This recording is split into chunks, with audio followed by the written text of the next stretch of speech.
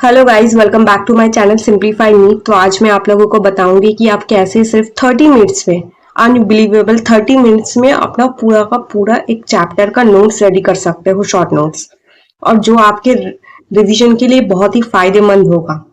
तो मैं आपको ऐसे ही 3 ट्रिक्स बताऊंगी जिससे आप बहुत ही आसानी से अपना एक चैप्टर का नोट्स रेडी कर सकते हैं।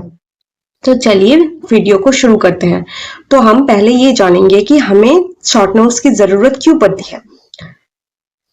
आप कोई भी कॉम्पिटिटिव एग्जाम जैसे कि जेई ले लीजिए, नीट्स ले लीजिए, या फिर आप 12th के हो, या फिर 11th के हो, या फिर 10th क्लास के हो, तो आपको शॉर्ट नोट्स की ज़रूरत पड़ती ही है, ताकि आप एग्ज़ाम के पहले दिन आप पागल ना हो जाए कि ये चैप्टर मैंने नहीं पढ़ा, वो चैप्टर नहीं पढ़ा, कैसे रिवीजन होगा, कैसे कुछ मैं करूँगी।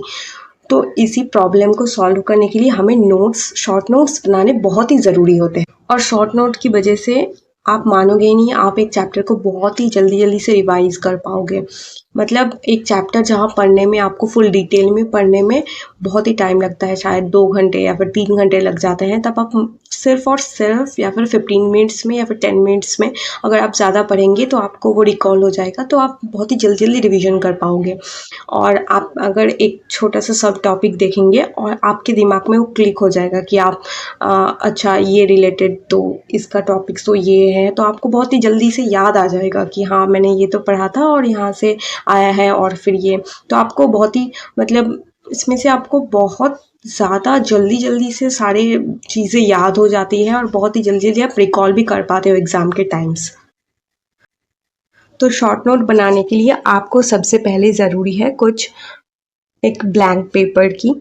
आप A4 साइज़ पेपर भी ले सकते हो या फिर A3 साइज़ के पेपर भी ले सकते हो।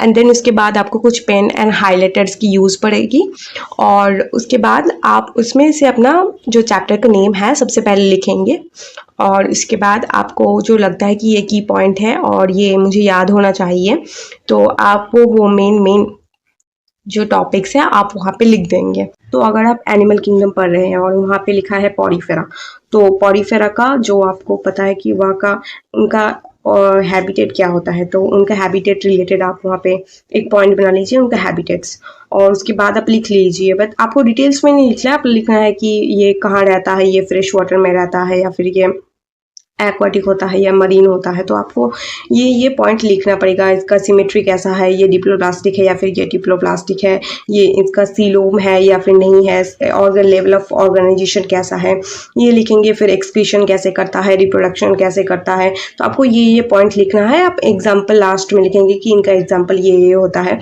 तो आप ऐसे ही अपना शॉर्ट नोट्स को बना सकते हैं। तो मैं आपको कुछ अपने शॉर्ट नोट्स दिखाती हूँ और जिसके कारण मैं बहुत जल्दी जल्दी से रिविजन कर पाती हूँ। तो आई होप ये वीडियो आप लोगों के लिए हेल्पफुल होगी।